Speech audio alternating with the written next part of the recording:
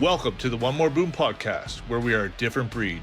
This is more than just a space for oilfield and pipeline professionals. It's a community built for those who refuse to settle for the ordinary. You're here because you're ambitious, resilient, and driven to excel. At One More Boom, we're both more than just work. We're both thriving under pressure, breaking new ground, and pushing limits. This is your place to connect, learn, and grow with others who live for the challenge. You're not average, you're a different breed. Welcome to the One More Boom community. Here we are, another episode of the One Boom podcast, and we're doing it virtual today because my man Shawn Miller is over in Dubai. Morning, kids. It's at 3:30 a.m. See, I put a post out this morning on being dedicated and ways to win, and this is definitely one way to win by waking up at 3:30 a.m. You've been up a little bit earlier than this, but here we are putting in the work to get this episode out to you guys while Shawn's over in Dubai. Yeah, I think it's one of those things, man. I really I go to bed at 8, get up at 4, and hit the gym before I get going. So I mean, 3 o'clock's not too much of a stretch for me to get up and bang this up. That's good. And still hit the gym. So yeah, it's all dedicated. And today we kind of want to touch on pieces of that for guys to win in this economy and where we're at, especially in Alberta and Western Canada with the oil field and pipeline right now, with it being slower. Yeah, we'd kind of want to touch on things like you moving from supervision or from the floor on the rigs to moving up into supervision. And then myself, how I've moved forward a little bit from welding to inspection to construction management and now officer in a couple companies. So it's pretty relevant. Yeah, man, let's talk about that a little bit. Let's dig into that.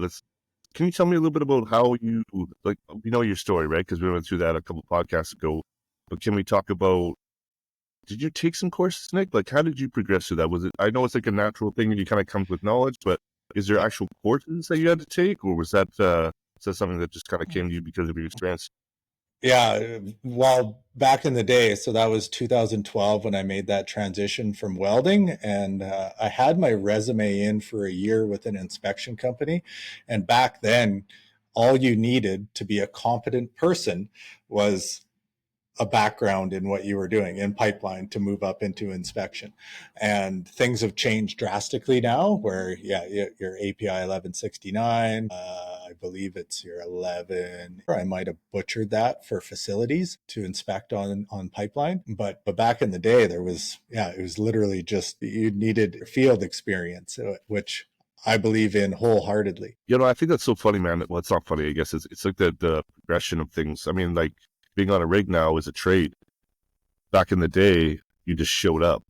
Now you have to have so many hours for this, so many hours for that, so many hours for this, and the schooling and stuff, and just to be able to say that you can do the job is quite a bit different. I mean, it's not just oil field; it's everything now. So, did you have to take any of those courses, or was it literally just like, you've been doing this for 10 years? Come on in, let's get this done.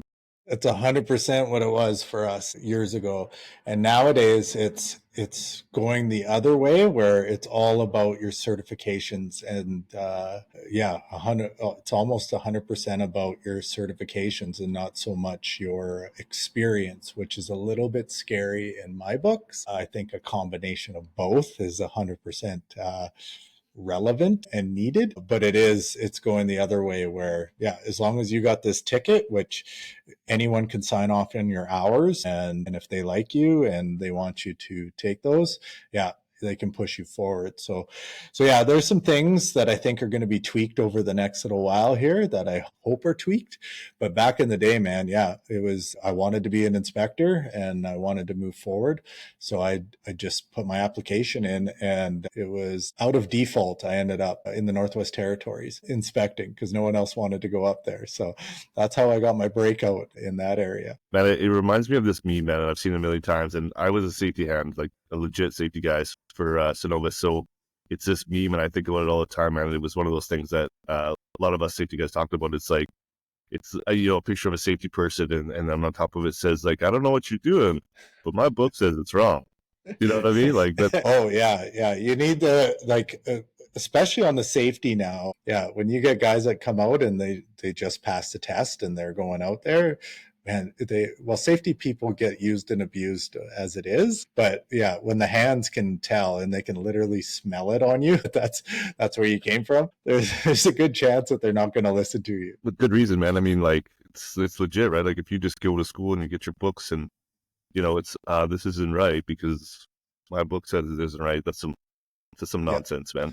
There's got to be some give and take. No, definitely. So that's where, we really wanted to touch on that today, where things have changed a lot in both of our areas to be able to move up. And while it's slow, now's the time to, if you want to win during this next boom, and it's going to happen. It's all cyclical. It's going to happen, whether it's this year, next year, God forbid the following year, it's going to happen again. And to set yourself up, what are types of things that you see, especially in your field, that guys can start doing now to be able to make it into those next progression and those other positions that they'd like to go to? Well, man, LinkedIn, I know like LinkedIn, a lot of people use it for a lot of different things, but LinkedIn has a phenomenal catalog of courses that you can get into. Obviously, I don't know so much on the pipeline side. More on the other side of things, there's piles of courses. I mean, even if it's not something that we talked a little bit about this before, but an aptitude test, like what fills your cup? What does that stuff? So you don't only have to take these courses that are related just to your industry, man. There's Code Academy is a really, really good one. If you want to mess around with some stuff on the computer, if that's your jam, there's piles and piles and piles of courses, especially on LinkedIn, and we talked about this, to progress your career. Yeah. And I love that you bring up the aptitude test, because so many guys, like, they get stuck in this, whether it's a laborer for 20 years or what have you, you get stuck in this position, you get blocked into this position, and that's what people see you as. And the way that you move, in my mind, the way that you see yourself progressing is taking the time out of your own, whether that's spending money on courses, whether it's taking those free ones on LinkedIn, which are recognized by companies, where you can then take that and you can post it right onto LinkedIn. You can post it onto your resume. People will see that and be able to, and when they read through that, when you're job searching, it's a huge benefit to you, not only in your own position, but if you want to do something else, you might not know. That's why the aptitude test is so huge, because you might think that that's all you're meant for. But once you start taking things like that, it opens up your thinking and opens up your brain to seeing other opportunities that maybe you want to go down. Absolutely, man. I mean, once you start digging into that stuff, I think it opens your mind a little bit, right? You're like, oh man, I really like this stuff, or whatever version of that happens, right? Code Academy, I took some coding courses just so I can familiarize myself with coding, because we have coders, obviously we have software engineers working for us and stuff. So when they're talking to me, I wanted to know kind of what they were talking about, right? So I mean, there's piles and piles of free courses that you can go through, and just to we're talking about Code Academy, but there's piles on LinkedIn as well. And the cool thing about LinkedIn is, like, there's lots of coding stuff, there's lots of software stuff, there's lots of, man, if you can think about it, it's on there, and it's all free and it's all relative. So when you are, if this one more boom is not your jam anymore after you take an aptitude test, the avenues are open, and there's a lot of free resources out there. Yeah. We call it one more boom because, well, we're in the oil field and pipeline, and we love that. But Shawn, and I want to touch on that. When you say Coding Academy, when did you decide that, hey, I should start investing into software and start owning software companies? Because I think that's really interesting for people to see, where you come from the drilling rig side, moved up, and then safety hand and supervisor on the completion side. And how does that tie into software and coding and this and that? Because I find that fascinating. It's super cool, man. I had an opportunity, and I can't even, you're so good with dates, Nick. And I'm like, how was that back in 2000? You know what I mean? Like, it must have been like 5, 6, 7 years ago. Maybe I had an opportunity to invest in a software company. It was a safety management software company that was built because an accident happened on a rig and some guys died, and it wasn't cool. So that's kind of where it all started for me. And then how it progressed is, we would hire some sales guys, but they didn't know nothing about safety. So I would come in on my days off. You spend a month over here, overseas, and then come home. I would spend my days off teaching those guys about safety and how to sell it and how to provide value to the customers that we were trying to get in. So Very how that kind of interesting. yeah, and then I mean, like, obviously, once you start getting into that stuff, man, your mind just keeps going. It's like, I got this really good idea. Yeah. And then you kind of, you go through the motions of it. And that's a cool, super cool process. It's actually one of my favorite processes, man, is taking an idea and actually taking it to who you think your customer base is and actually seeing if it's something that they Yeah, it's really interesting. And the more, I'm glad that worked out on your ventures there, because a lot of guys will spend their time and develop a product and they don't do that market research on the front end to see if it's actually something that people want. And that's why a lot of software companies, I've tried to help a couple here the last year here, and I don't know, like, it's a great product and and I love it, but it doesn't seem that the market really wants it. So it doesn't have to be on the software side. I got other clients that either want to come in on the fractional, like, marketing role for myself and other things, and they've developed a product. They found they're selling it, and now they want to make it better. So on that, it's finding a niche that you're in, and you can create businesses out of that. So it doesn't have to be just you doing the work. You can take your knowledge that you have in the field, and now you can find a solution to make something better. And that's what I'm finding. Guys they're coming with wrenches, they're coming with welding tools that they want to help sell and market. It's very interesting, new ways of coating, like pipe and culverts and that sort of thing. And it's very interesting. So you can take your knowledge and you can see how things can be better, and you can develop a whole business around it. I know you got a safety company that you're involved in and stuff like that. So you love safety. You really want, like, you love people being safe while they're out in the field, but there's ways to monetize this stuff as well. And eventually you can get out of the field. Yeah, I think it's really important, man, to take that one thing that you're very interested in or passionate about, whether it's rigs, whether it's pipeline, whether it's completions, whatever it is. I think it's really important, those specifically, because you know them, and then make them better. And the market research, man, is super important. I think we spent, man, it was like 4 months doing market research. I think I interviewed like 250 different companies. Just to see if this was something that our last venture anyways, that was something that they were interested in before we even started building a product. Wow. No, it's very cool. So, and where the cool part is, while you're working in the field, you have access to project managers, you got access to foremen, you got access to different companies, and you can put feelers out. I think guys, a lot of times, especially in construction, they're afraid to bring those ideas out until they've launched, because they think someone's going to steal it. But here's the thing.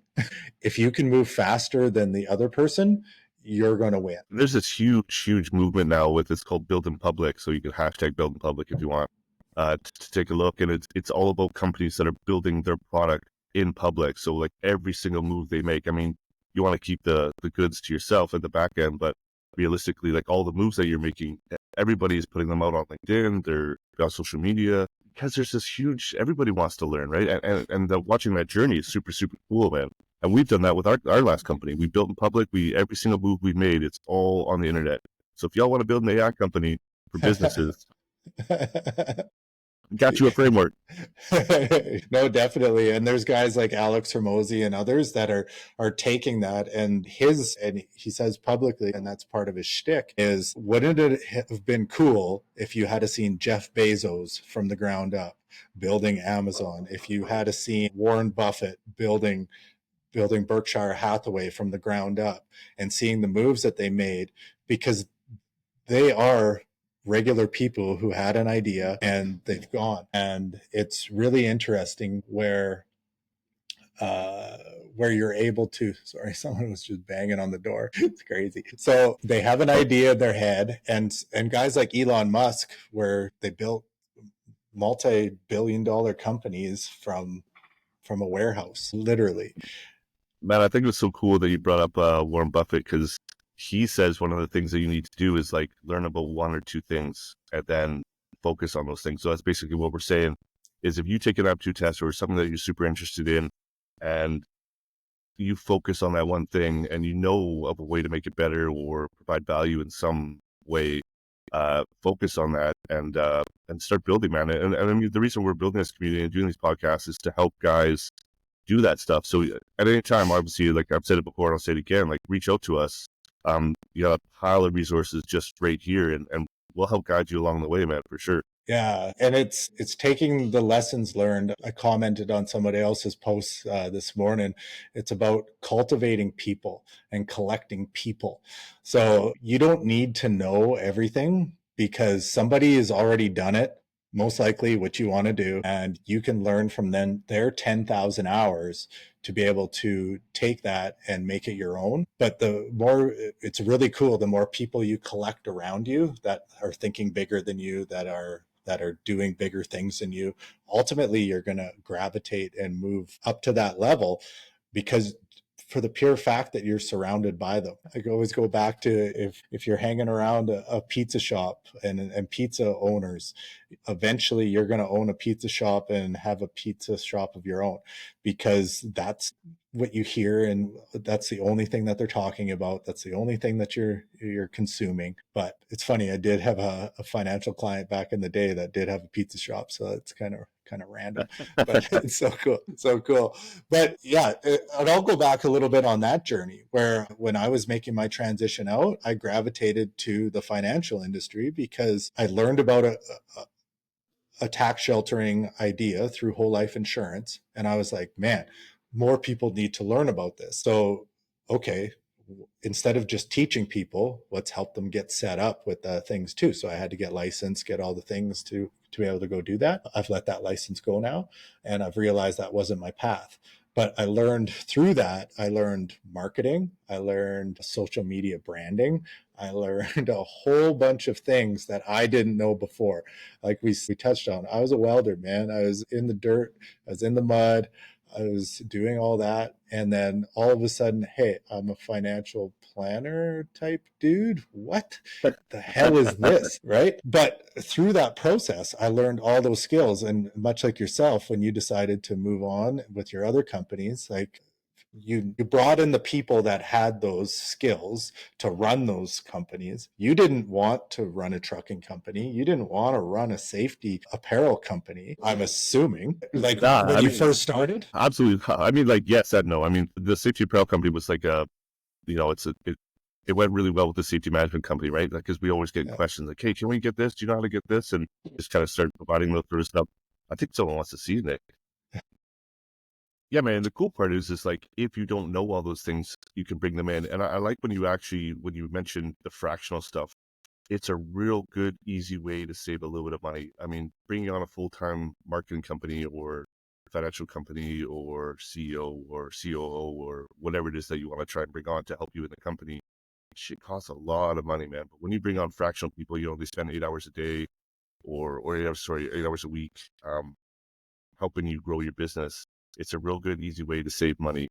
But I mean, you don't have to give them up part of the company. Most of the time, what we've done in the past is, the software engineers, stuff like that, especially starting out, is like give them a small percentage of the company with a wage, of course, with a little smaller wage than they used to. Software engineers are expensive, man. Sorry.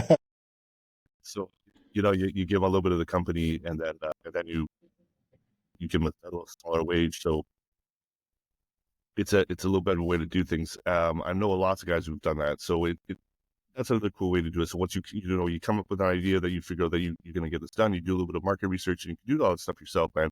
And market research is real easy to do because like you just have to identify who your customer base is and then just talk to them. And then, is this something you're interested in? Like, I'm going to do this. Like, would that be something you want to buy? Yeah, yeah, 100%. And most companies, even if you're doing $1 million, $3 million a year, having a full-time CFO and CEO, like you don't need that. Like you know how to do your business. You just need somebody that's helping to guide that. And that's where those fractional services can really come in. So it's really interesting. So guys that are starting out now, and that's what we're offering, some services like that. And it's like, hey, like, what is your biggest problem? Because maybe they do got someone that can run the company, they can manage the company, but it's just a little guidance here to be able to move forward, especially when they got a product that they want to start selling. Yeah, man, go sell. And yeah, it's really interesting what guys are doing now. But what I'm finding is they're, especially in the winter season here, one of my clients, he's working 14 hours a day right now until Christmas. So to get him to do anything, like even get us some information to be able so that we can even give a proposal to help move their company forward, it's really difficult. So if you start stacking that timeline up where, okay, now we're potentially another 2 months down the road, 3 months down the road, what if you just take your little bit of time that you do have and then get that information over to us or somebody that's going to help you with that. Well, now you're 2 to 3 months ahead of time. And now that company can, or that whoever that service is that you gave, whether that's marketing and all that, now you can start pushing your product that you have in your head out into the marketplace. Well, yeah, I think one of the cool things that you're talking about there is like looking 2 to 3 months ahead. Lots of guys don't do that, man. I think it's so important to, once we kind of get past the developing and the market research and stuff, it's like, okay, where are we at in 6 months? And you pick a 6 month mark and you work backwards. Yeah. You know what I mean? And sometimes you don't have the money to hire a fractional CFO or whatever. So and we'll get back into this, there's lots of free courses. I mean, Canva, for instance, like YouTube is your best friend, man. And there's lots of courses up there for Canva. And for those who don't know, Canva is like, actually, Nick, you're real good with Canva, aren't you? I'm pretty decent. Yeah. Yeah. Pretty decent. And I'll expand on that. Like even our marketing team that we got behind us, they sent me over one of our clients' proposal, or he's going to start running lunch and learns, and eventually they'll be recorded and sent out in a video sales page. They built it on Canva. Like they're using the same tools that you described that you can use for, I think it's $12 a month or $15 a month. You can go in and there's the free version, but if you want some of the whizzier stuff and other assets, you can move forward there. So yeah, these companies that are doing, these services for you, you can, I love myself of knowing how the stuff works so that when you are going to start paying someone, you know how much time it is, because now you can see value in what they're bringing.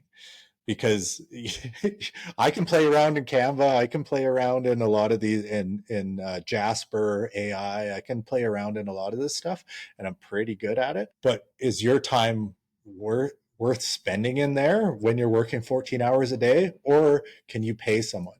So you can play around, you can dabble, you can understand how that product works or that software works, and you'll have a way better appreciation when someone gives you a bill when they're charging you to do that.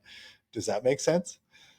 100%, man. It brings me back to that I like memes. So it brings me back to that meme is like, don't pay me for my time, pay me for my knowledge, right? Because I spent the last 20 years or 10 years learning how to do this so I could do this. And you don't know how to do it, and I do. So pay me for that. You know what I mean? That goes for welding, that goes for rig hands, that goes for carpenters. I mean, it's worldwide.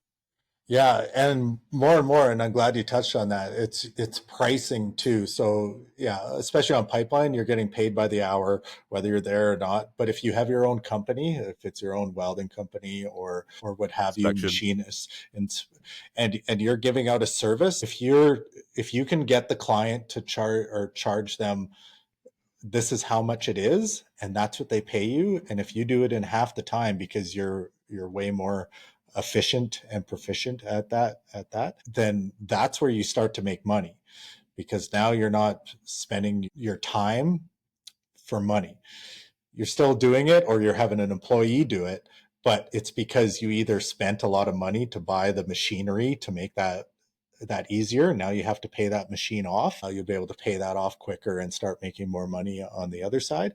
But there's hacks that a lot of us aren't doing. And going back to what we chatted about before we got on here, is guys aren't wanting to spend money right now because they're scared, which is 100% fair. So learning these things on either free software that you can find, free courses that you can find, is huge. because you're still getting the skills, you're still learning something new, and it's not costing you anything. That that's huge in this day and age.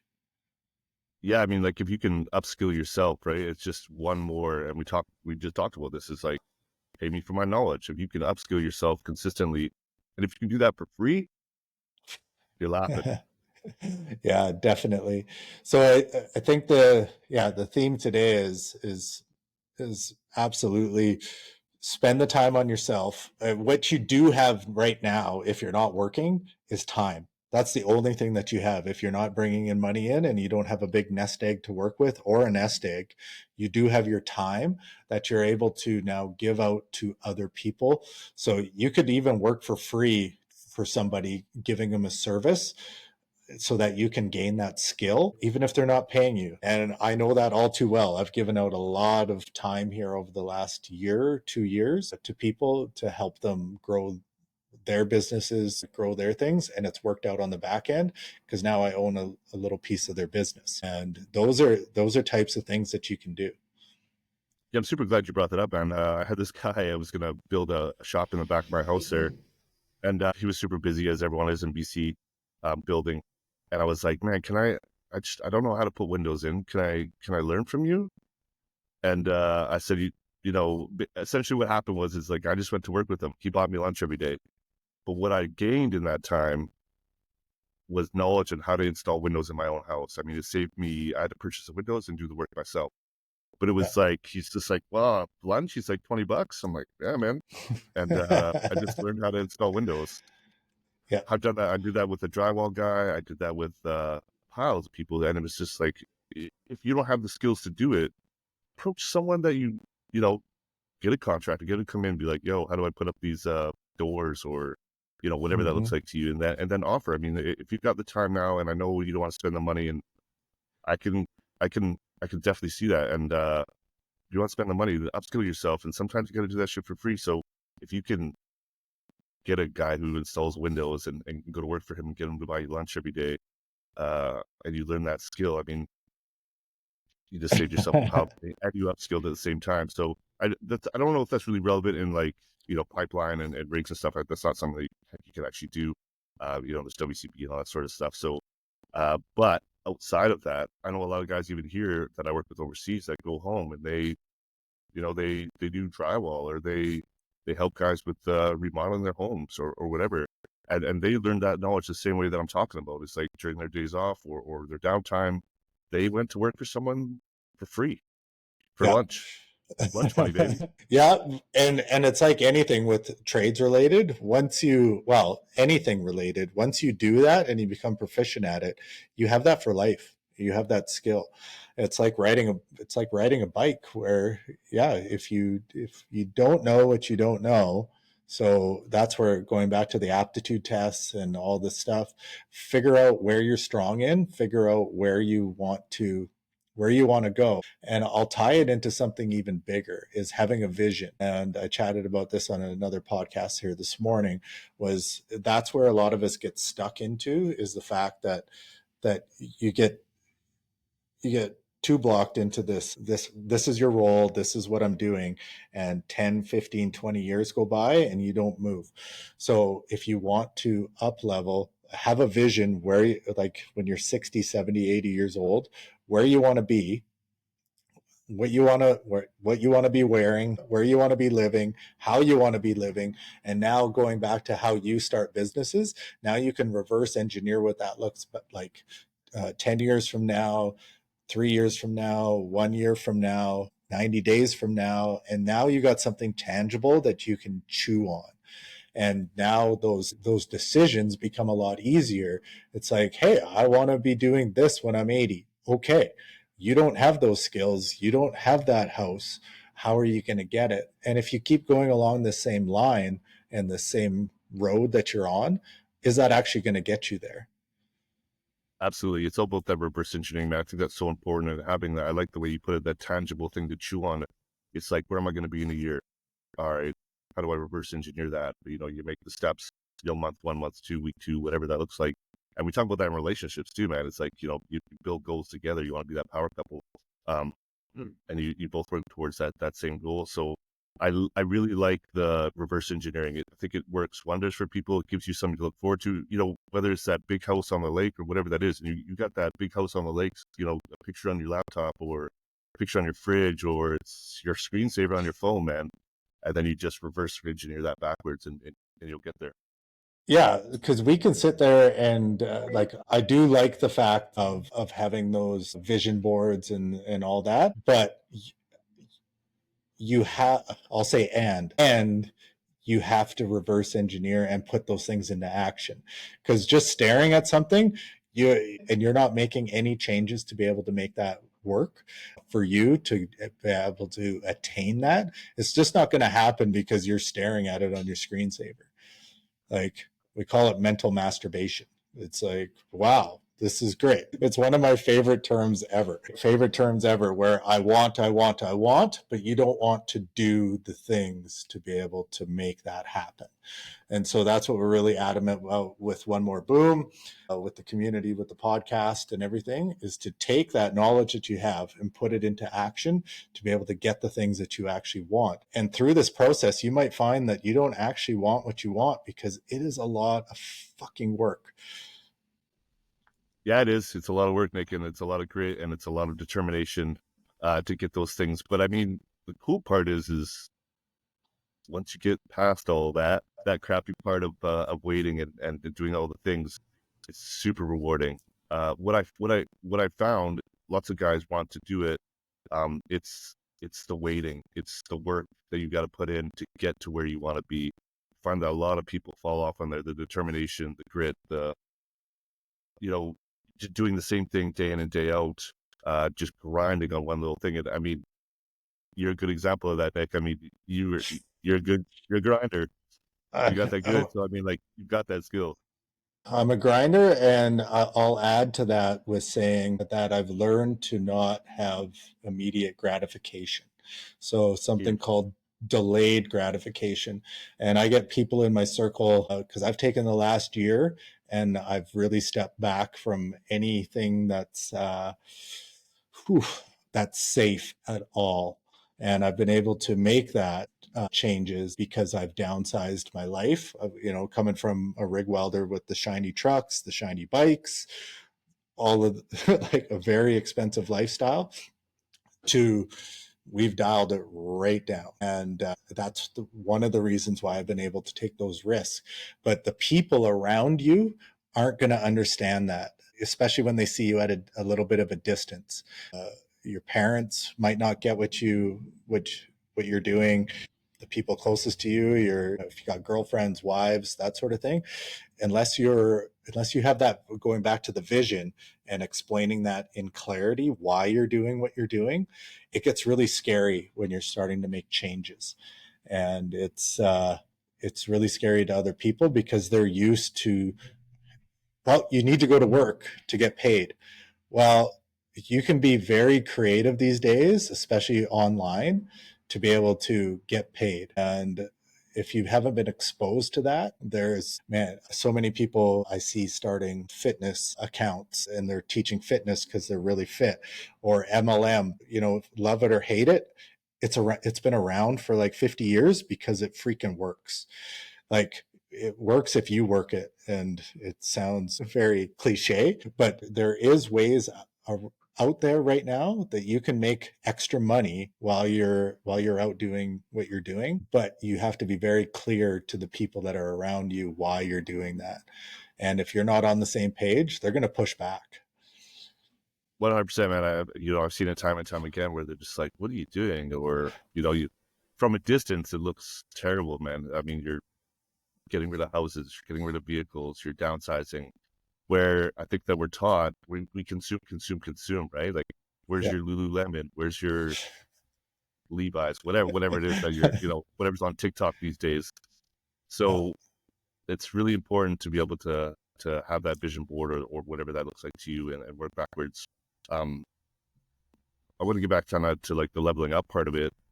There's so much information out there nowadays, and there's so many people that we talked a little bit about it last time. There's so many people that are out there that are willing to mentor for free. I mean, you talk to a guy from Dragon's Den, and all you do is got to reach out. You just ask, right? I mean, there's just a psychology book I read recently, and it talked about asking people to step in line in front of you. And I don't know what it's like for you, but when I'm in line, if someone butts in front of me, I'm like, hey, back of the bus.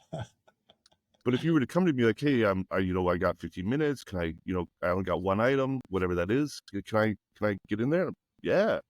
Just a matter of asking, right? So it's one of those weird, crazy things. We're built as humans to, I think for the most part, or most of us, to want to give back. So there's lots of that opportunity out there. I'm always willing to talk. Nick's always willing to talk and help and guide and all that sort of stuff. I don't think I'm much of a mentor, but I mean, whatever I got, you got. So if I can help you level up, and I can help you, if we can help you, get to that next level, if that's courses or free courses or knowledge, or I mean, I'll buy you lunch every day. You just come and work. Yeah, you know what I mean? Yeah. You gotta do that. No, and it's one of those things, man. You need to ask 1,000%, and it's where it's at. So where we want to go from here, I think is figure out where you want to go, reverse engineer it back, and start leveling up those skills. And there's tons of ways to do it. The podcast that I was on this morning, Dave Hermanson, super sweet guy with Support Pipelines, and support Dave, man, because he's out there, and he's always, and he says always, like, my phone's on, you can send me a message, I'll see what I can do. And don't always ask for something. I will say that. Don't always ask. Try to give back before you try taking. That would be the other thing that I'd like to say as well. Yeah, providing value to people is like, I mean, we're all give and take, and there's that more psychology. I'll talk about this book a little bit more. It's like when you give something to someone, they automatically have this feeling of like, oh, I'm in a deficit. I need to give back, whatever that looks like. If it's knowledge, if it's whatever that looks like. So it's super cool. But yeah, let's get back to this. We're in a downtime. We're in a little bit of a downturn in Canada. I think it's super important, guys.